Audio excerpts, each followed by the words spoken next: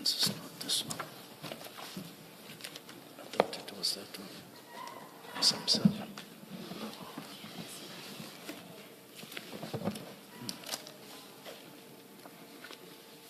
But there's no 258. Yeah, sure. So, Do you have it, Minister? yes, I have it. Thank you. It is that information note that has Lieutenant General Dimpane's notes on page 260. Can you just go to 260 and confirm that the notes you are relying on, bottom of the page? Yes. Yes. Now let's go back to 258. Yes. Paragraph 5. Yes. Do you see that it says the decision has been taken to extend the period of the PKTT and the appointment of Lieutenant General S.D. Kumalo as the project manager for the financial year 2024-2025? Do you see that? Yes. So why do you still insist that there was no extension? I'm saying there is extension.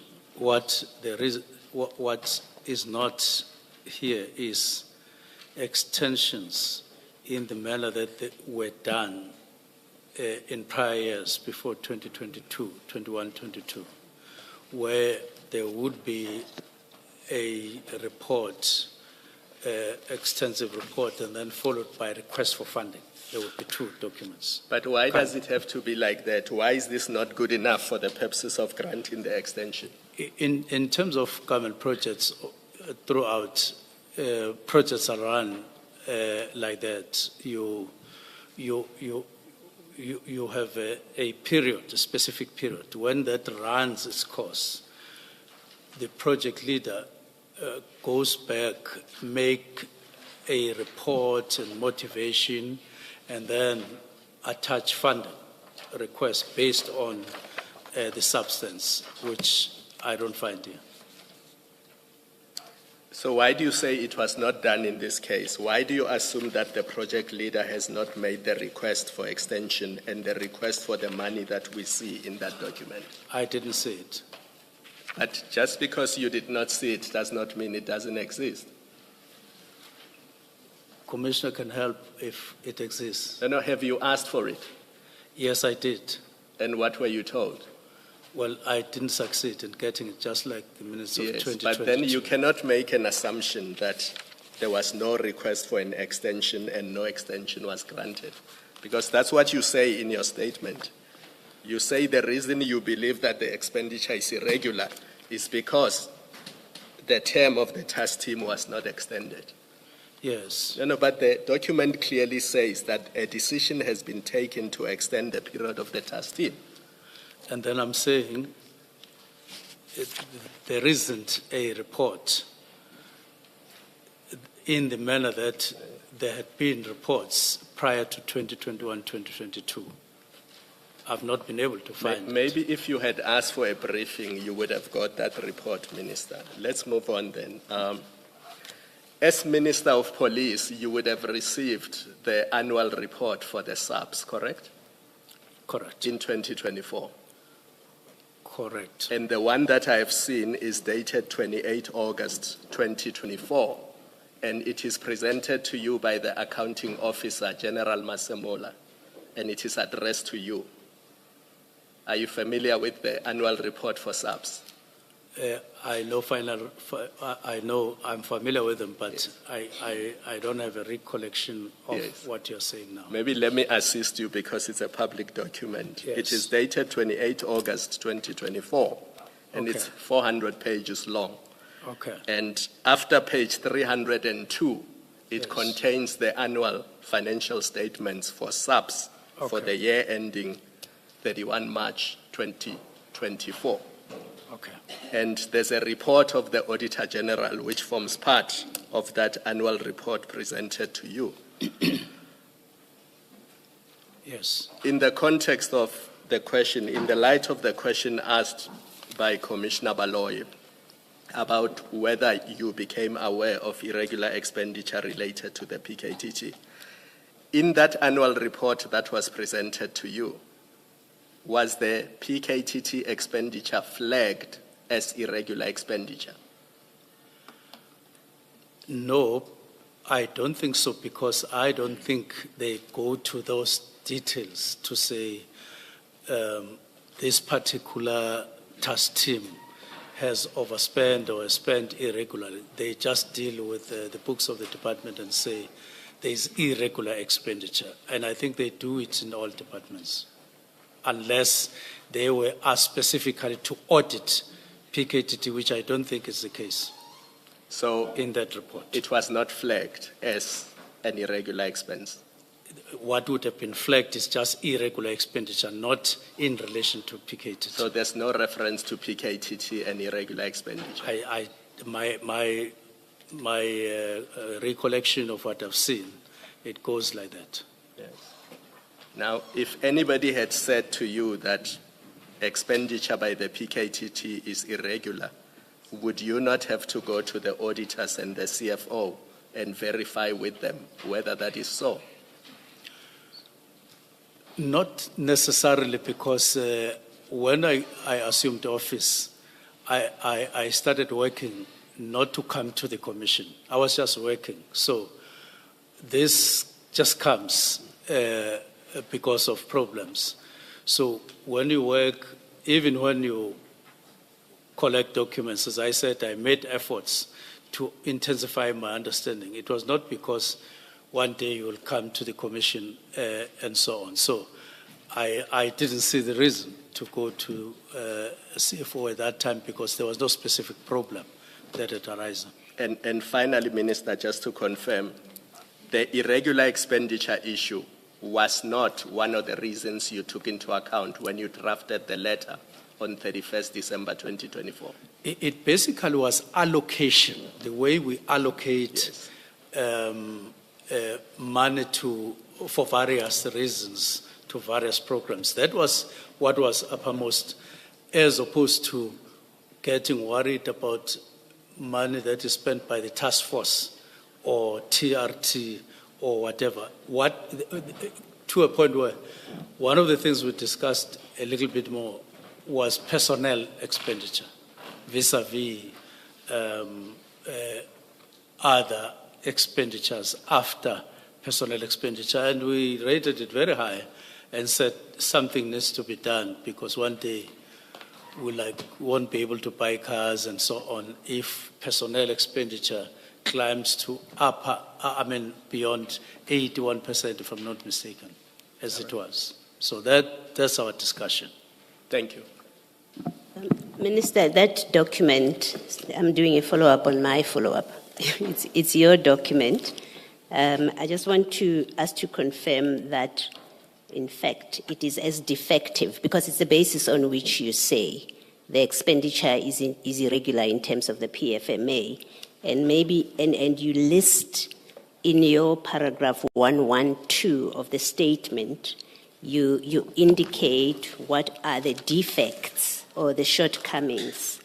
You compare for previous periods.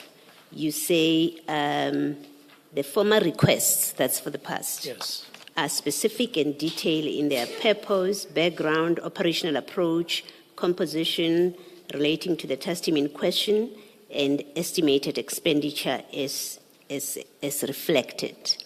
And then to demonstrate that statement, you refer to SM17 as past, right? You say SM17 is the previous requests. And then you say, you compare it with SM18.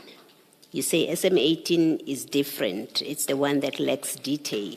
And how you say it in paragraph 112, you say, on the other hand, the latter requests for financial approval without a concurrent request for extension submitted post-2022 are simply requests for financial authority without the required in-depth analysis justifying the requested finances.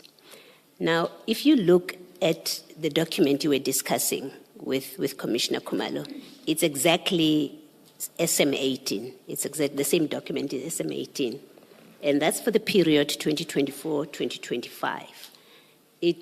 In paragraph 1, it sets the background to the formation of this task team, which you say the old ones, the pre-2022 ones had.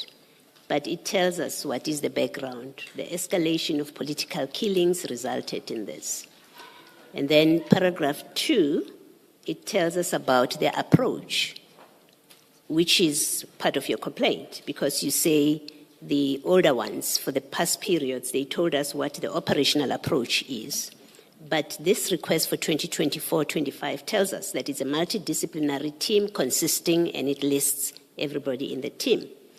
And then in paragraph 3, it tells the strategy. It says this is the strategy implemented, analysis-led and prosecution-driven organized crime investigation approach. So it explains. So it seems to me that answers your operational approach. So it's not lacking in that regard. And then 4, you say the old ones contain information about the composition relating to the task team in question. If you flip over, let me see. Yes, this one doesn't say who composes the team, but it tells us,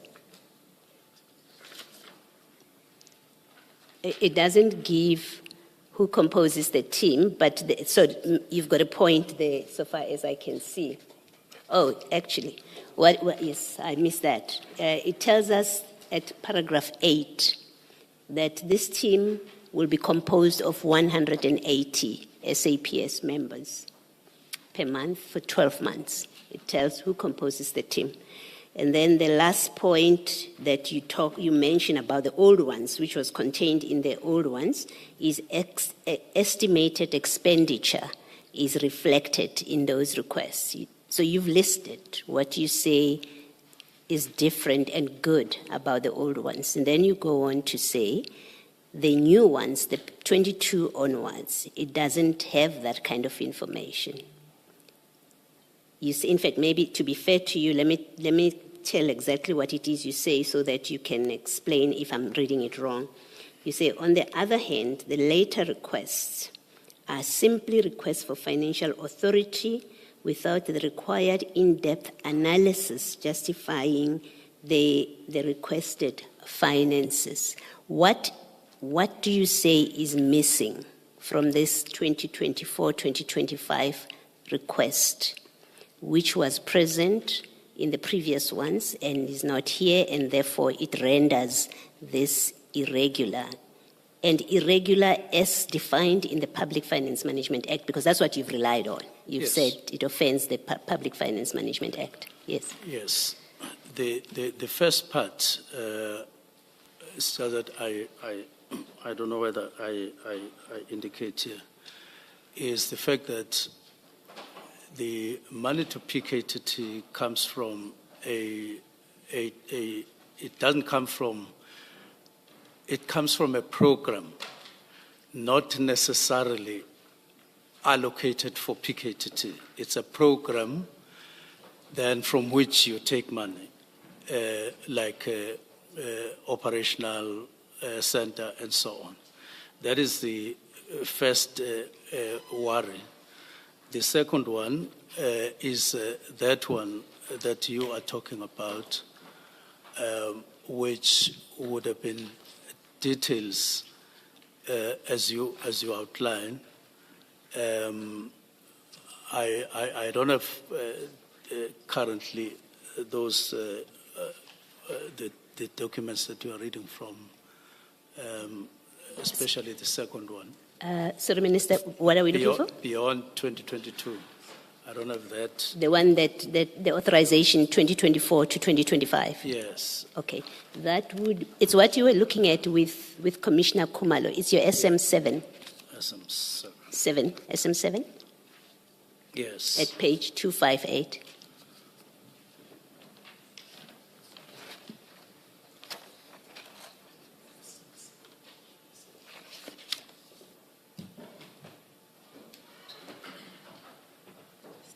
I see that.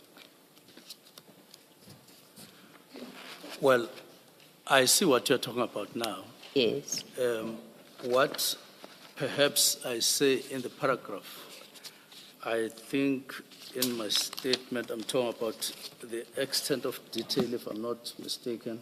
Yes, you say it lacks the required depth analysis justifying the requested finances.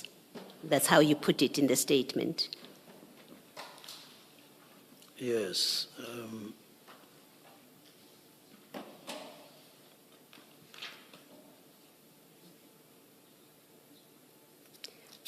There would be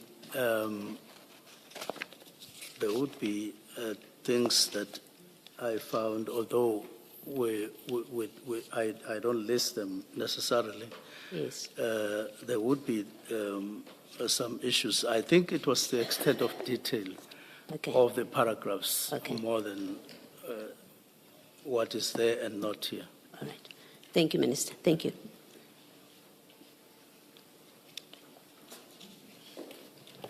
Ms. Silla, it's back to you. Thank you, Commissioner. Minister, I suggested we move to a final point. No, not a final point, really. But before I do so, I guess I'm going to have to plead for a level of brevity. And I say so because I have made a commitment to the commissioners and to your legal team that I'm going to take only 6 minutes. So I request, to the extent that it is possible, you assist me if you are able to, for me to keep my promise. The issue I just want to touch on is what's on your fifth reason at page 58 of your statement.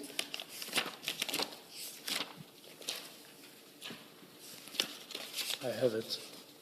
And there you say the directive, now you're talking about that letter of the 31st of December, accorded with your constitutional authority in terms of section 206, sub 1, and 207, sub 2. Before we get there, please refer to SM 20, that is the disbandment letter, in particular at page 476.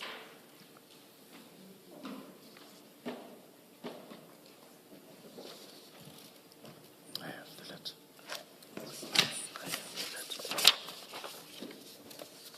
Yes, I have the letter.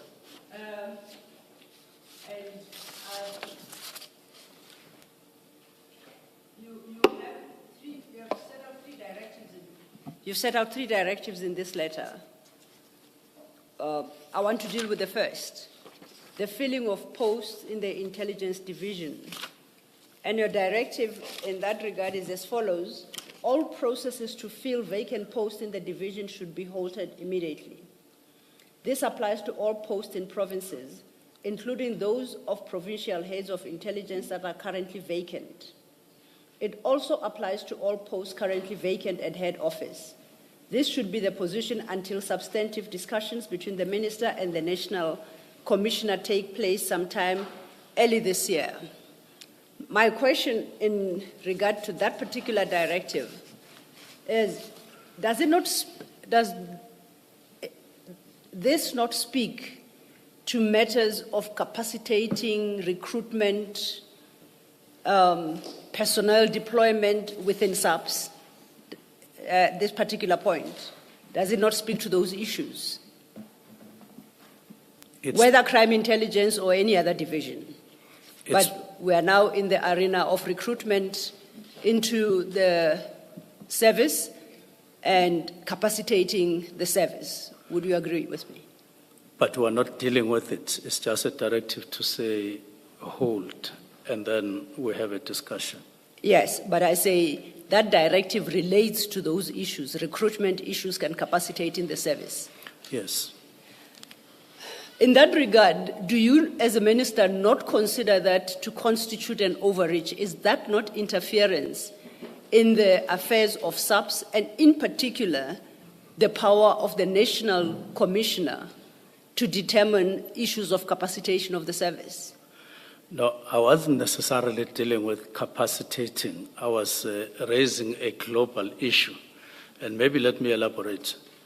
The issue here was, one, the concern that I had on the core mandates of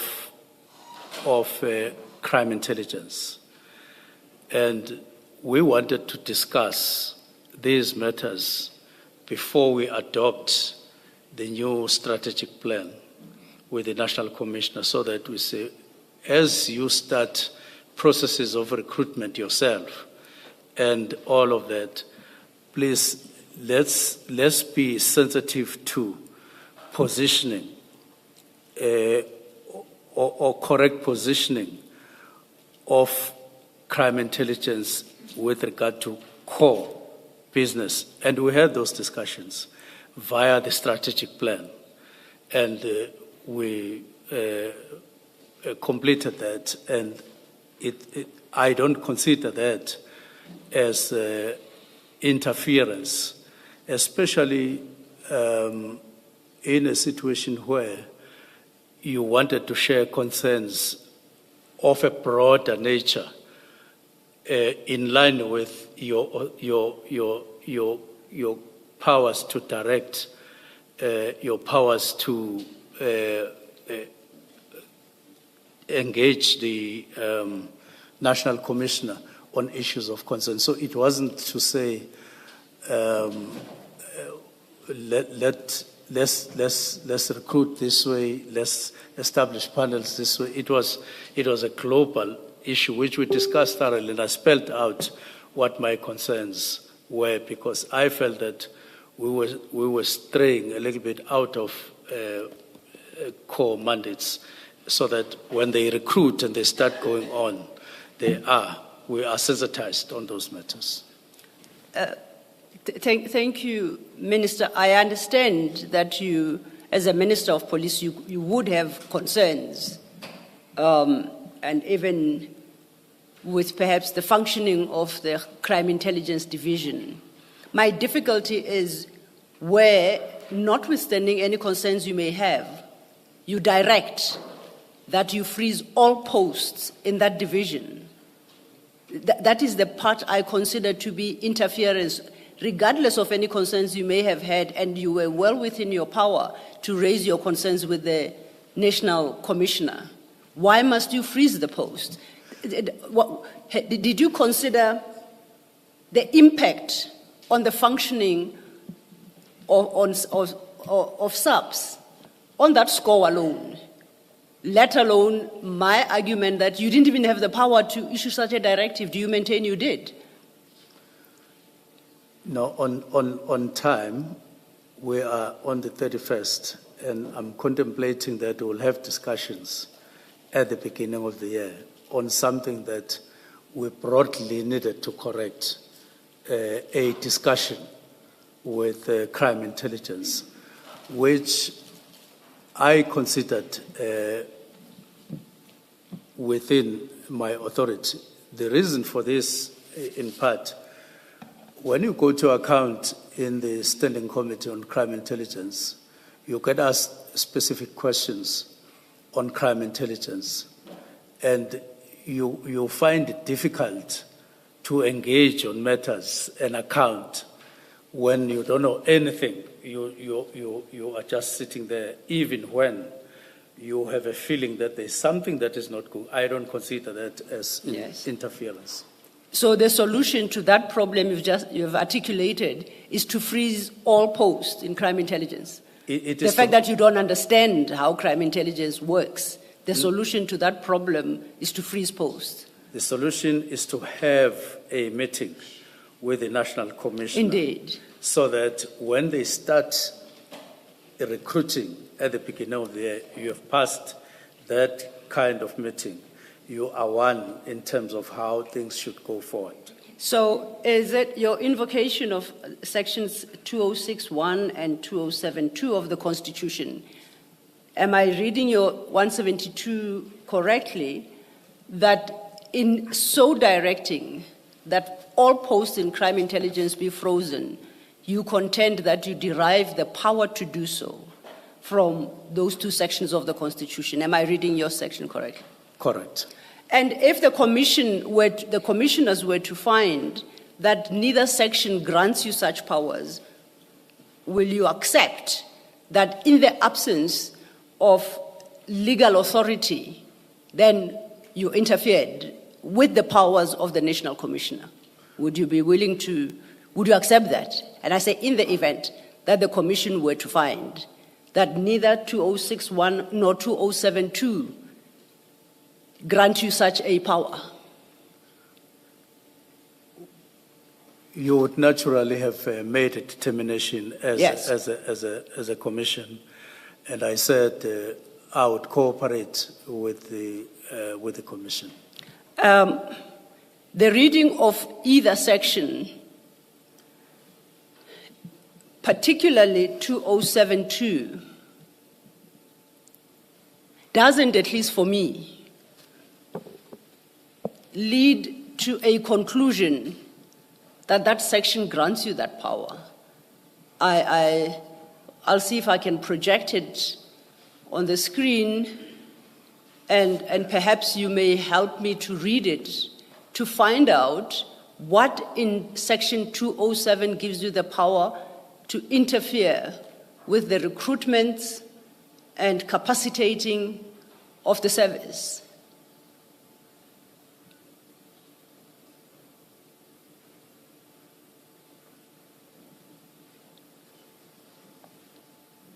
Are you able to assist me? Because I've read and reread it, and I must maintain I struggle. So perhaps I may potentially be misreading the section. 2072 Yes. that I read says the National Commissioner must exercise control over and manage the police service in accordance with the national policing policy and the directions of the cabinet member responsible for policing. Yes. When I presented that section yesterday, I did say the content, that section doesn't prescribe the content except when it comes to interests of provinces. Now, when you see something in policing that is sitting badly or shaping badly, you use that directive 27, the one that you were 207 subsection 2. sub 2, yes. Yes, subsection 2. You use that to correct. You mustn't engage the National Commissioner to correct something which he will then operationalize. There's nothing that says so. So I was acting in the belief that that section can be interpreted to that effect. And I got advice from special advisor that it's a matter that we can engage National Commissioner. We were not saying, National Commissioner, we are going to sit in the panel, we are going to write a message, or we are not going to write adverts on operationalizing empowerment or capacitating it was a broad issue of saying, are you operating within your mandates as crime intelligence so that when you employ staff and so on, you comply with those mandates as we discussed them, which we did. So from your answer, I draw two conclusions. Firstly, that it was a question as to whether or not crime intelligence is operating within its mandate. Is that what I should understand from that letter? Yes, especially core mandates, which is collection, analyzing or analysis, and then distribution of information to relevant end users. Then I struggle with linking recruitment to a failure to comply with core mandate? What does recruitment have to do with that particular concern? It would say, when you make assessments as you recruit people, you are conscious and sensitive to your core mandates. That indeed, we have to, whatever recruitment we do, it must be in relation. That it talks to a number of things without going to detail. Assuming you are correct, what about the exercise of the core mandate of crime intelligence did you have concern about?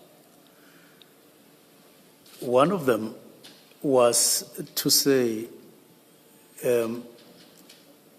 we have identified, when we engaged with crime intelligence, we said one of the areas of concern is that ministry has identified a number of priorities flowing from the national priorities, and we listed them.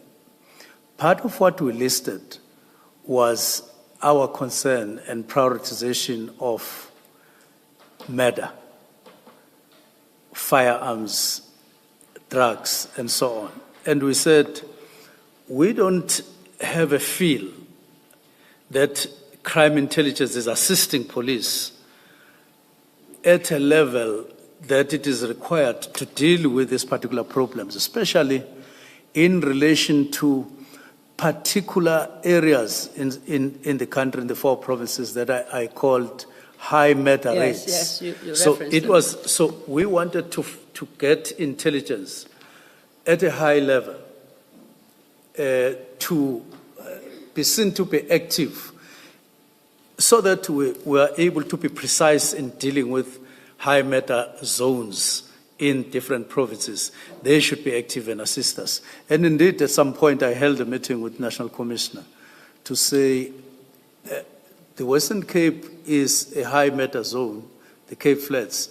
Can you send intelligence so that you are able to assist your deployments, and then they go there and so on. Later, when I met, incidentally, Lieutenant Kumalo, he said no, they had not discussed the matter with the National Commissioner. There was some time, 2 or 3 weeks later.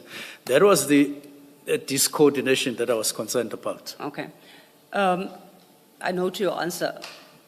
Did I understand you earlier, as part of the first answer you gave, that insofar as recruitment and capacitating of the service, and by way of example, Crime Intelligence Division, that you as the minister have got concurrent responsibility and power as the National Commissioner? Did I understand you correctly?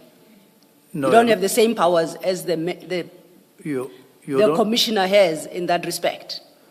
No, I don't think you understand me correctly. Okay. I'm saying we were playing oversight. Maybe I should use that word. We were playing oversight on the matter, not exercising power together concurrently. Okay. Now, Yes. Lastly, are you able to shed light on what is the current status? Are those all posts in crime intelligence still frozen, or has the situation changed? And if so, when and how did it change? When we went at some point, we went to the Joint Standing Committee on Crime Intelligence. I wouldn't remember what time it was, what month it was. Accept that. Sometime earlier. We had a discussion as we were leaving with National Commissioner to say, National Commissioner said, we take it that we can now start filling up posts, and I said, I take it that you can go ahead, because we had had several meetings, indeed, and dealing with this matter that I was concerned with National Commissioner and with Head of Crime Intelligence. Okay. I have a last question for you. Before you issued this directive, This particular one? this very particular, your SM20, your letter of the 31st of October, did you confer with the President December 31st, December 2024? Sorry. Thank you, Commissioner. Did you have opportunity to confer with the President, in particular about Directive 3 regarding the disestablishment of the PKTT? Did you bring to the President's attention your thinking and your intention in that, insofar as PKTT is or the continued existence of PKTT is concerned? Not before. No, but not it was before. only after. Oh, how long after the 31st of December did you have that engagement? I think it must have been the 23rd, if not the 13th, one of the two dates of January. Of January. Yes. I'm going to tread very carefully here because I don't think it is my place to inquire about your conversations with your president, but are you able to share with the Commission what reasons you advanced to the president for your decisions and what the president's response thereto was? Are you in a position to? And like I say, I asked that question very guardedly. You want me to answer? Yes, please. I'm inviting you to. When we had the meeting, whether the 13th or the 23rd, I wasn't going there to make a presentation. So we held a brief discussion. It was just to give a short briefing to the President of what has happened and to brief him that there is this particular development that has happened and that I had wished that I had had an opportunity to consult, to discuss with him this particular decision before. I'm only coming now. And we had, then I did indicate what it is all about, but it was not in the form of a presentation and like I'm doing now. It was just to indicate in particular that decision and then cite a few things, and we left it off like that. And did the President respond in any manner to what you informed him of? And if so, what did he say in his response? Or what was his response? Well, the President noted what Okay. I just said, and Okay. I left. Just simply noted. Chair and Commissioners, okay, at my part, thank you. All right. Minister, so I should have asked earlier when Ms. Silo was discussing with you the reasons that you have given at page 56. And maybe let's start at 168, and I just want to get clarity about what you're saying there. 56 of my statement. Of your statement, Okay. yes, of your statement. Paragraph 168, you give the second reason for your decision. You say the Marai report of 22 November 2024, you've discussed that with Ms. Sillo, so I'm not asking that we discuss it. I just want to make sure that I understand what you're conveying there. You say the report confirmed governance problems that had arisen for the proliferation of temporary task teams in SAPS. And then you list, you've got those sub-paragraphs from 1 up to 5.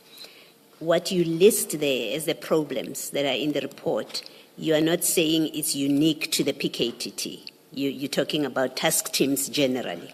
That is what the report was talking Yes. about. So yes. it wasn't specific to the PKTT Yes. so much. All right. And then the next one, and it's also in similar vein of wanting to clarify, 171, paragraph 171 in the next page. You've got your fourth reason there. You give as your fourth reason the internal disputes between HRM and crime intelligence regarding the model for the murder and robbery unit. Is this which you're describing here specific to the PKTT, or was it a general problem about crime intelligence and HRM? I think it's human resource management.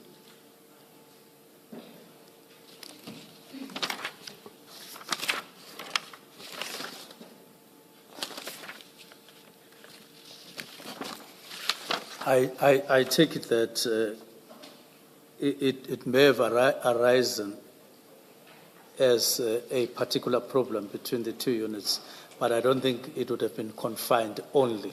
Yeah. Because I know that at some point we discussed some issues between HRM and DPCI. Yes. So it would be elsewhere as well. Okay, so it wasn't, in fact, you do say towards the end of that paragraph, still at 171, in the last two lines, there's a sentence that starts, the National Commissioner's briefing demonstrated alignment within SAP's leadership on the path forward and confirmed that interim structures, including the NPKT, were to be migrated. So it looks like you were talking about a problem generally. Definitely. Not NPKTT necessarily. It would be. Okay, thank you very much, Minister. But not exclusive. Yes, no, that's what I meant, that you are not saying it's exclusive to the PKTT. Thank you. For the last time, Minister, do you still have page 258 of SM7? 258. Are you there? 258. Yes. Yes. Just look at bullet point 1 on page 259. 258 is where the note starts. So on 259, bullet 1. Bullet 1. Yes. When you took your decision on 31 December 2024, were you aware that the mandate of the PKTT had been extended to deal with cases involving the killings of traditional leaders?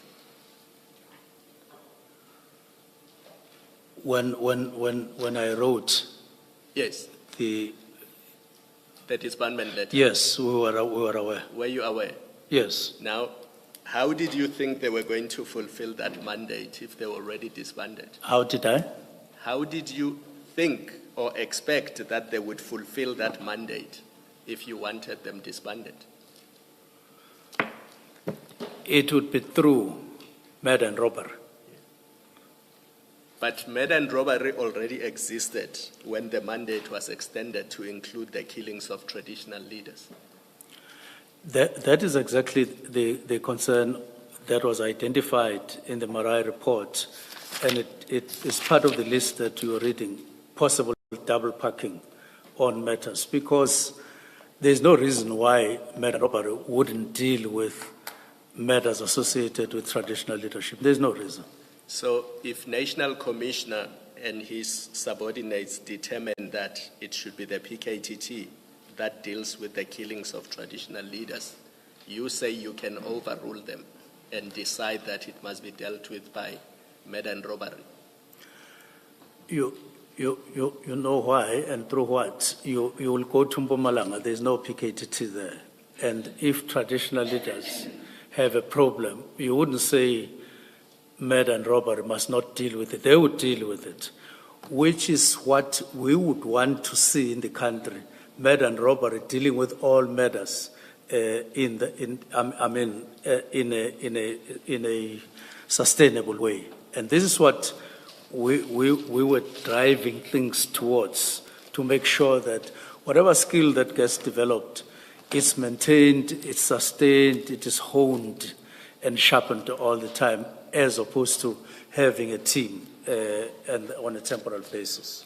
I don't think you are correct when you say if you go to Mpumalanga, there's no PKTT, because if you go to file 2 of 2, your exhibits bundle on page 253, that briefing to the last IMC meeting and the briefing note that Minister Kele at the time prepared, he says, the work of the task team extends beyond KZN borders.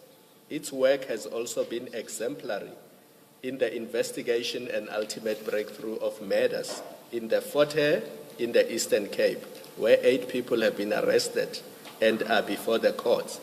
Next paragraph, the task team is also assisting in investigations in the Limpopo and Mpumalanga provinces. And as we know, in December 2024, 10 of those members were then sent to Gauteng to assist the GCIS ops. So they were operating in 5 provinces, not the KZN. Were you aware of that? Well, I wasn't aware of Mpumalanga. I was just making an example. No, I thought you said they are not in Mpumalanga. That's why I was correcting you. I was making an example that if Amakosi die there and there's no PKTT, you would expect that murder and robbery would deal with those matters in the context that we're discussing. I've just shown you that they assisted in those provinces. So what do you say now? Now, I want to say I acknowledge what you're saying, that they went there to assist. It could be any number, but I'm insisting that the ideal position is not to do that. The ideal situation is for capacity to be built in Mpumalanga, capacity to be built in Limpopo, and so on. And they deal with the matters And as per structure that we have. And the reason they came to assist in Gauteng was precisely because the resources in Gauteng did not have the same capacity that PKTT had. That's why some of the PKTT members were seconded to the teams in Gauteng to assist in the investigation of certain matters. Now, we seem to be talking a little bit parallel. This is not to say when there is an issue or there was an issue that they identified you couldn't take PKTT to go and assist, just like you take TRT or you take national intervention. This is not to say so. If those happened, it doesn't necessarily mean that. It may mean that it was a project in and out or for the time being. I'm not sure whether the examples you're making in relation to Limpopo and Mpumalanga means that there is PKTT in the form that it is in KZN. I suspect that you are talking about taking members in KZN to go and assist or reinforce, which you could have done even with any other combative unit. So that existence is not the same as you are talking. And lastly, as Minister, you are making. sorry to interrupt you. Are you finished? I interrupted you. Are you finished? Yes, I'm Oh, done. sorry. I'm Sorry done. about that. Lastly, is there anything in the Murray report that says once you've established the murder and robbery unit, you cannot establish task teams, or the task teams that already exist cannot continue to exist? The whole concept of establishing specialized units right from the beginning was to build capacity. In other words, was to bring capability within SAPS. And in writing, it is indicated in a number of instances that once you have murder and robbery, even in the documents, the 22nd January, that was preliminary report, National Commissioner indicates exactly that it would be absorbed. It would be absorbed. So it is in the concept, and it has been the understanding over time that you won't have them parallel. But even when you have those specialized units, if a problem that is seen to be above any existing capacity of specialized units, you would necessarily deploy combative units that you pick up from anywhere. So a task team can operate side by side with the murder and robbery unit? In the form that we were talking about in the Eastern Cape, reinforcing, not really sitting there for a period like you are relying on a temporal structure as SAPS for an extended period. They would go there, reinforce, and then come back. That is the understanding. That's the operational understanding from where I sit, that we wish to get to that level of working. Have something that is stable and consistently being built as a capacity, but then you can, from time to time, when the need arises. Thank you. Minister, if I could just follow up on that. I understand your answer to the question whether the Murray report says task teams can't exist. I understand you to, in summary, to say, no, the Murray report doesn't say task teams can't exist. Am I understanding it correctly? It says so. Okay. Well, it's a very long report, so I'm not going to challenge you to point us to where it says that. I'll read it for myself and see that. But if you could just look at your SM5, it is the Murray report of 2024, which is signed on the 18th of March 2024. But we now know that, in fact, there is an extension of the term on the 1st of April 24. But I want you to go to 201 SM5.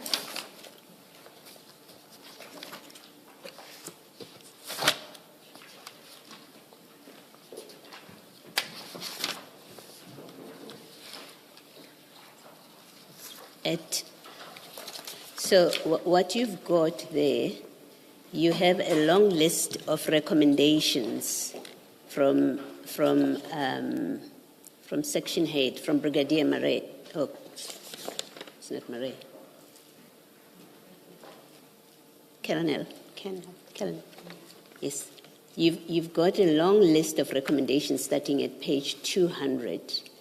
And then when you turn to page 201, where it concerns task teams, you see at paragraph 8.9, he says, no task team be established without written and approved documentation from the provincial commissioner indicating the start date and estimated end date, as well as dates for impact analysis on a quarterly basis to measure the feasibility of continuation of such teams.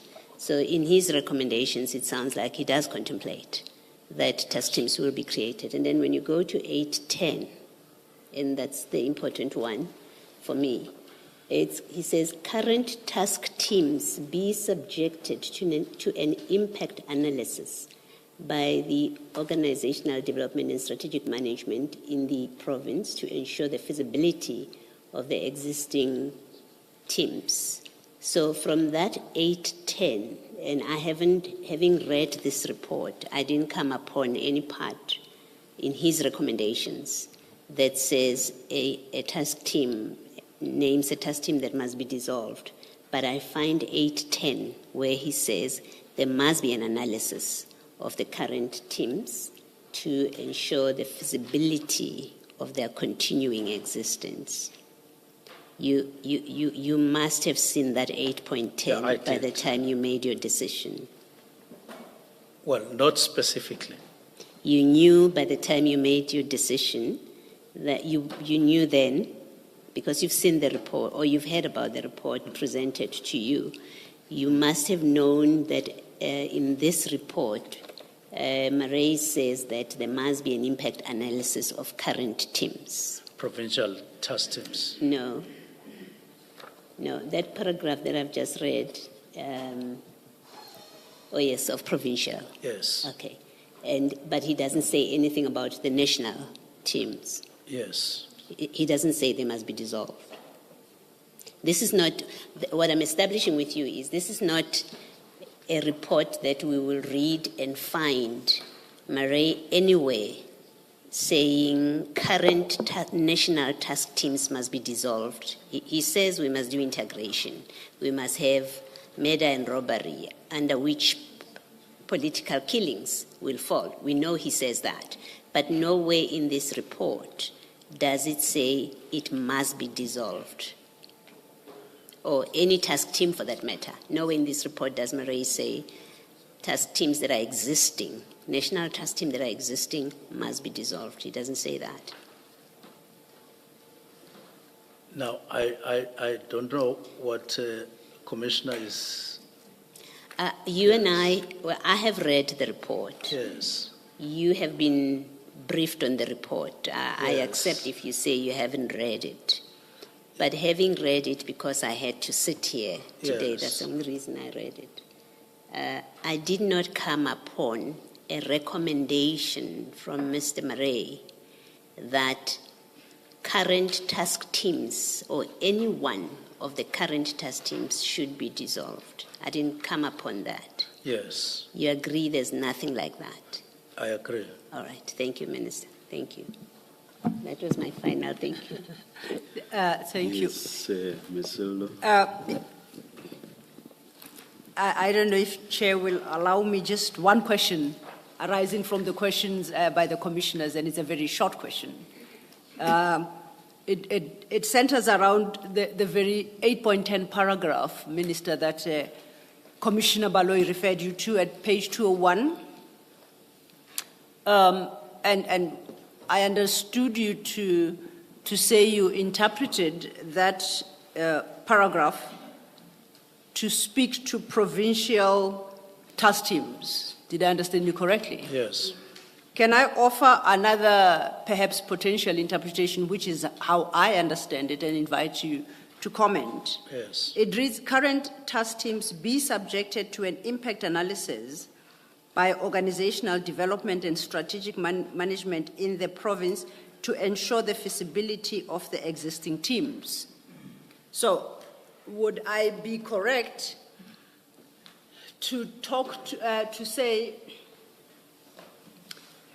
the teams operate in provinces, and based on following on what Commissioner Kumalo highlighted, that the PKTT was extended to Eastern Cape for the Fort Hare cases, to Mpumalanga, to Limpopo, and to Gauteng? Would you not accept a possible interpretation that what 8.10 seeks to communicate is that an impact analysis by that stated entity in the province be conducted on the feasibility of that existing team? So is the impact the withdrawal of the team would have on the province? You wouldn't accept that as a potential interpretation? no, I won't. Okay. I won't. I'm referred as well to the Murray report. It's the same report. This time at paragraph 6451. And your 6451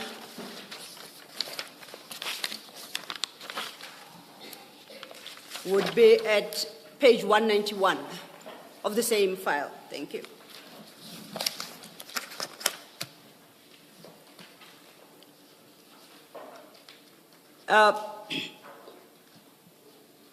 And 6.4.5.1 reads, first makes a comment and then draws a list of task teams. The task teams that are not monitored run rampant for years without determining or accounting for the gap left where the members were taken from, mostly at station level. So that's the first comment made. Then it lists the task teams found operating in provinces and lists a whole number of them. And I think it was Commissioner Kumalo who had this conversation with you as regards that list and pointed out that PKTT is not one of them. No, it's not one of, yes. These task teams. So, Sorry, Advocate Sil, it's the other way around. PKTT is one of the task PKTT teams. is Political Matters Team, is one Bullet of them. 5 from the bottom. Yes. Thank you, Commissioner. For the sixth task team from the bottom of that list. Yes, yes, it is one It of is there. So, and we know that Political Matters Team, of which PKTT is one, operates beyond KZN as we speak. It's in the Eastern Cape, it's in Limpopo, it's in Mpumalanga. So therefore, I would say what paragraph 8.10 requires, that impact analysis is the impact the withdrawal of that team from all the areas it operates in would have on the specific province. Although we know that it was first established in KZN. What would your comment to that be? I think the explanatory paragraph to all of the bullets that come. No, firstly, up front, I don't agree with that interpretation. Says the task teams, he is tasked to do an assessment and at implementation. I think it is an implementation letter, this one. Are you looking for 8.10?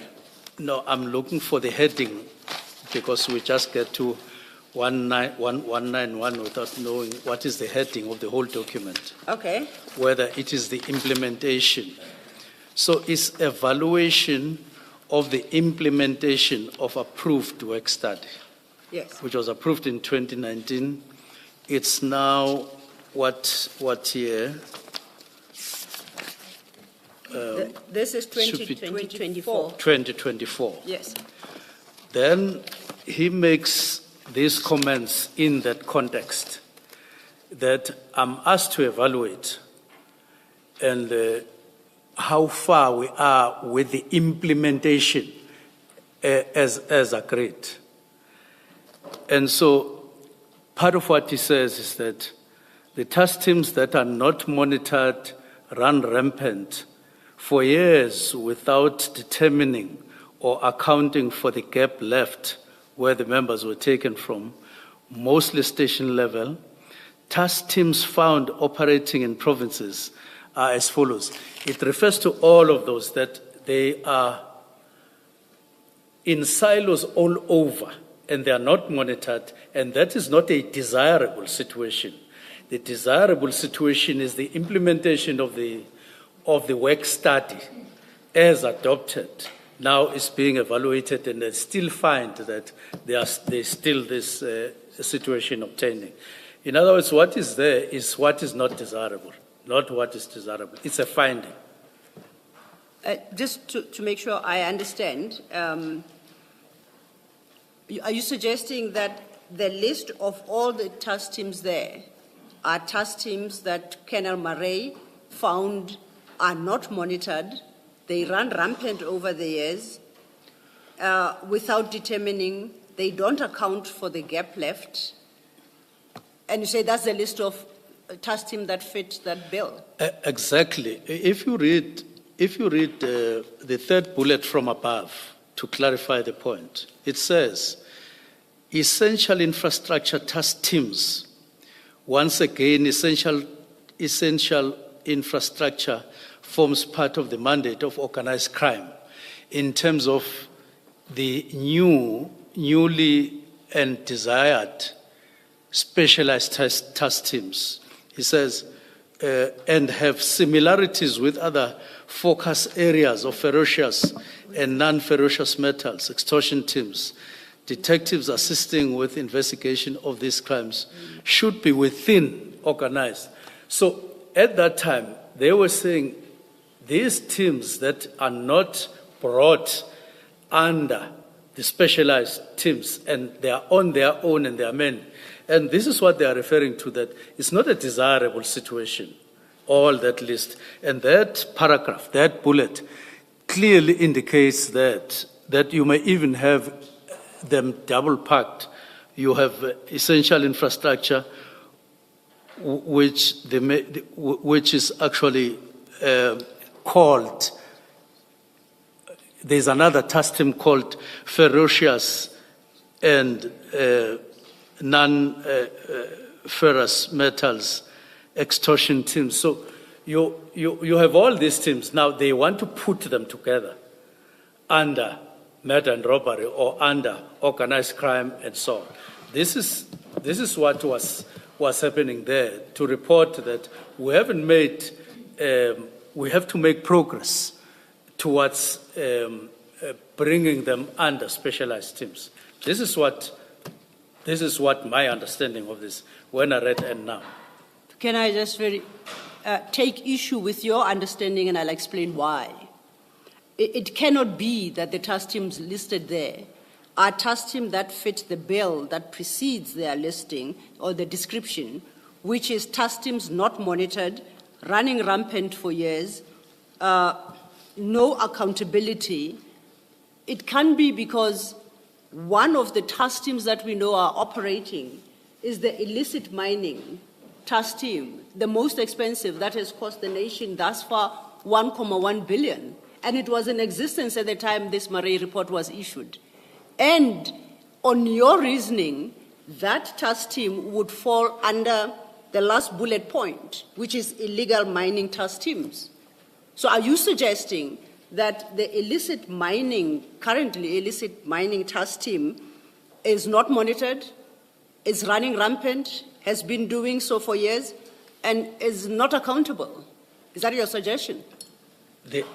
This report says so at that time and wants to bring it in specialized units as they were conceived in 2019.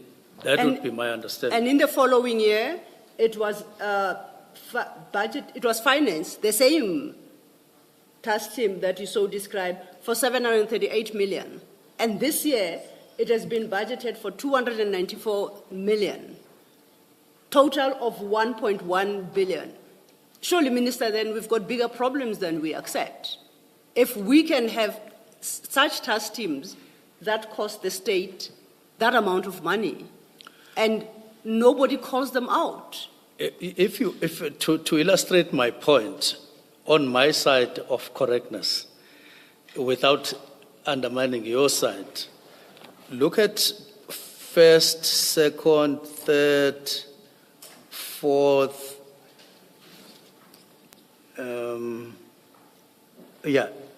first, second, third, and fourth bullet from below. From below. Where you talk about knockout team concentrating on illicit mining. You see that? I see that, yes. Then you see at the end, the last bullet, illegal mining task teams. Yes, I see that. So this is what is found, according to the report, which is not desirable. They want to put it together in a way that depicts the concept of specialized task teams in 2019. This is one example, because clearly there in those bullets, you are talking about different teams but doing the same thing, which illustrates an undesirable situation. Thank you, Minister.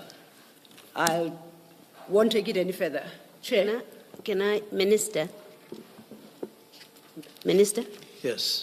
I thought what Ms. Silo was seeking to demonstrate to you was that paragraph 8.10 that you and I discussed earlier, in fact, applies 8.10. You'll find it at 201. We looked at earlier. 201, yes. Yeah. Yes. It says current task teams be subjected to impact analysis in the province to ensure the feasibility of the existing teams. I thought what Ms. Silo was seeking to demonstrate to you is that the task teams referred to This side. in paragraph 8.10, the current task teams referred to are the task teams in 6.4.5.1 at page 191, the ones that you've just described now. Yes. Those are the task teams she was referring to. Yes. She was trying to show you that. And they are all national task teams, as far as we have understood. No. Uh-huh. They are provincial in 810. It's written. No, the political matters team is not provincial, Minister. It's a national team. You've told us that. You call it the political killings task team. Narcotics task team. You've got that. You've got the anti-gang task team. You can correct us or me if they are provincial, because you know better than I do. But you've got the cash in transit and ATM bombing task teams. So you've got national teams. At least we know the political killings task team is a national task team. which may not necessarily be the same as political matters team. Do you know of another team other than, that deals with political killings? Do you know? Because we have only heard in this commission about the PKTT. Which is a national. Yes. Do Yes. you know that there's another team, which is the political killings team? Political matters team, that's the word used here. I know them in the form that they were now redesigned as subunits, which we said in terms of the specialized teams, you have serious and violent crimes. And then as a component, below that there's a section called murder and robbery. Below that there are subunits. One of those subunits is called political matters team. Okay. It is at provincial level. Yes. It is at a national level in one form or the other, but it's a subunit. Okay. So I suppose that when they established them or called for their establishment, now in 2024, Marai goes there Yes. to establish the extent of implementation of all of them. Yes. So he finds that they are there in one form or the other, but they are seeking improvement. That would be my reading of what is happening here. So are you saying that Murray, where he discusses where he discusses task teams, he does not speak about the political killings task team? Is that what you're saying, the national one? If you say from this Not explanation you've just... Yes, so you're saying in this list, maybe let's take a step back. The list says task team that are not monitored run rampant for years without determining or accounting for the gap left. And then full stop. Then it says task team found operating in provinces. Yes. As follows. They operate in provinces, not established. He speaks about task teams operating in provinces. Yes, we are wondering. Now we know from you and everyone else that has testified before us that the political killings task team operates in provinces. We know that. It operates in KZN. You've just agreed with Ms. Sillo that it operates, or you've accepted when she says Mpumalanga, and she says Limpopo, and she says Gauteng. That is a team operating in provinces. No? Not in this context, Commissioner. The one But Minister, if you say not in, allow me to interrupt you. Okay. If you say not in this context, then you must then say or accept that Mr. Murray didn't say anything about the PKTT, because his list, according to you, I was prepared to accept that he does say something about the PKTT. He's included it. He's just called it political matters team, but he's speaking about that team too. I was prepared to accept that. But now you're saying where he discusses task teams that are running rampant, because somehow you read that first paragraph to be, he's saying all these listed teams are running rampant and are not monitored. If you say that on that construction, then this list doesn't include the PKTT, and the PKTT is not accused of running rampant and unmonitored, because according to you, it's not in this list. No, Marai was not sent to assess the PKTT. So the PKTT is not part of the list. Okay. All right. Yes. No, thank you, Minister. Yes. Thank you.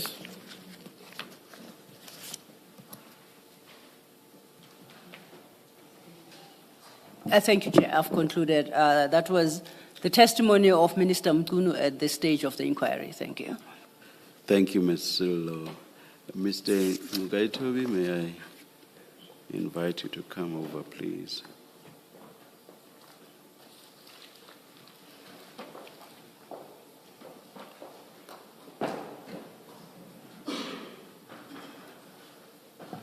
Thank you, Chair. Chair, I know there are pressures of time, but I wonder if I can have 15 minutes to consult. Not from my side anymore. Oh, not anymore. Could I have 30 minutes then? Yes. Yes. What you originally asked for, you may have. Thank you, Judge. So if we may...